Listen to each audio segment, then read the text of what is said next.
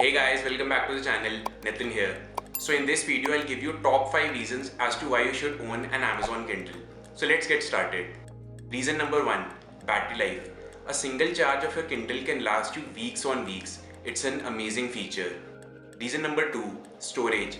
Now you can literally store thousands and thousands of your books and documents on your Kindle.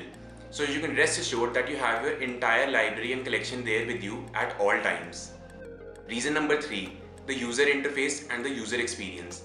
Now the design and the form factor of the Kindle is such that it makes for a comfortable reading. So whether you're reading on your commute, in the office or in the college, or whether you're just relaxing, it makes for a great experience.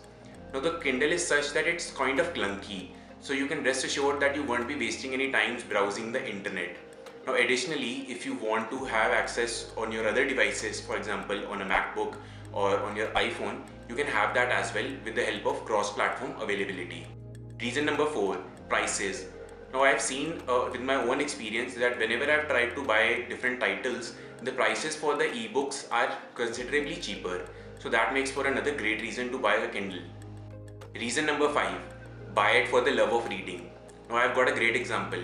Warren Buffett was once lecturing students at Columbia University.